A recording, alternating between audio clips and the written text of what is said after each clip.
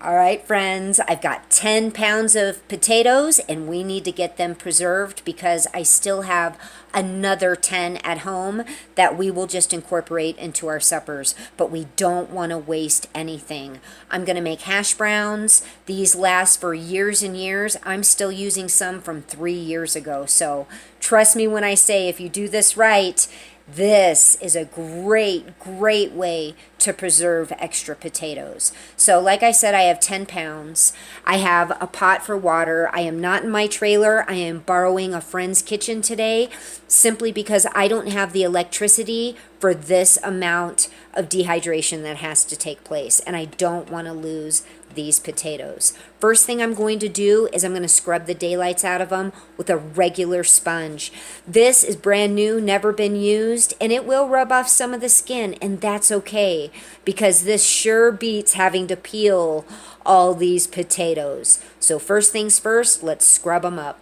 We got our potatoes in the water. We're going to boil these for 10 minutes, no longer. And let me tell you something. I've made hash brown potatoes shreds without blanching, and they worked. They absolutely worked. You just have to make sure when you rehydrate them, you use boiling water and you let them sit probably for about a half hour. But this way makes that process go much faster, okay?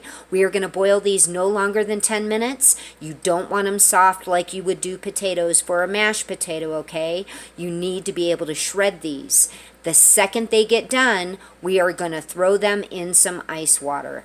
It's been 10 minutes. We're going to get these potatoes out of here. I'm just going to pull them out. And I have some bowls here with ice water. And we're going to get them all into the ice water. All right, friends, I've got them all in the ice water. And I'm going to let them sit here and chill out for about 5 minutes. Just so I can ensure that that cooking process has stopped. Now it's time to shred them, and that's going to take me a while because I just do it the old-fashioned way. I wanted to show you these potatoes. I leave the skins on, and it'll get a little messy, but don't worry about it. As you get them done, stick them in some cold water, and that will wash any additional starch off the potatoes. After I'm done shredding one, I put them in the water. You see how murky this water is? That's not dirt. There's starch coming off of these. Then I take them to the sink and I rinse them. And they come out beautifully like this. Now we need to lay them out on some paper towel just to kind of dry them out before we put them on the dehydrator because they won't take as long if you can get some of this excess water off of them. I still have about 5 more pounds to shred, and I'll show you the machine once I get it loaded up. Some trays have these little doodads, which it's only to keep these from falling through because as they dehydrate, they're going to get much smaller. And then some of them have a deal like this. These are my favorite because they go all the way to the edge, unlike these. I feel like I lose space because they're this, like an inch of space all the way around. But anyway, I'm not complaining. I just have a lot of different options. I have the dehydrator set at 140 degrees. I have 8 trays, which is a lot of trays because I took some from my other Presto.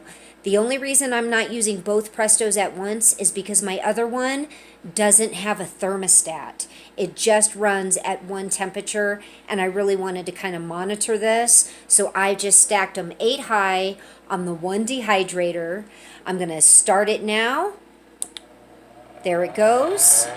And every hour I'm going to come back and I'm going to rotate these trays because the bottom one is always going to be the hottest, and that is going to help these dehydrate more towards the 6-hour mark rather than the 18-hour mark.